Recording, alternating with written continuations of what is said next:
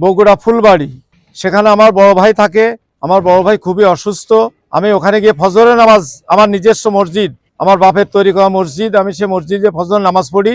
নামাজ পড়ে আমি আমার বাপ মা ওই পাশেই আমার বাপ মার কবর আমি জিয়ারত করি। আমার বড় ভাইকে দেখে আমি কুশলাদি জিজ্ঞাসা করে আমি পাশেই ফুলবাড়ি বাজার, আমি বাজার উপরে যাই। আমার আত্মীয় স্বজন অনেক দোকানদার আছে, তাদের সাথে আমি কুশল বিনিময় করি।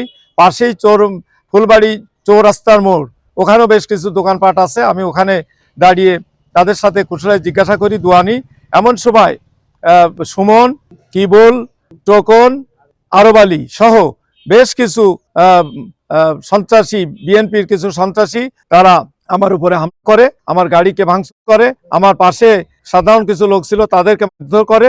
তখন আমি সেখান থেকে গাড়িতে করে চলে আসি। সাথে সাথে আমি প্রশাসনকে, আমি আর্মিকে বলেছি, ডিসি সাহেবকে, এসপি সাহেবকে আমি বলেছি, এবং আমার সাংবাদিক বন্ধুগণ, আমি আপনাদের সামনেও আমার বিষয়টাকে আমি বলতে চাই। এবং আমাদের সকলেরই মানে স্বাধীনতা আছে। আমি একজন প্রার্থী হিসাবে আমি মানুষের কাছে দোয়া চাইতে পারি, নৈতিক দায়িত্ব। এ ব্যাপারে আমি আশা করি আপনারা প্রয়োজনীয় সহযোগিতা আমাকে দান করবেন।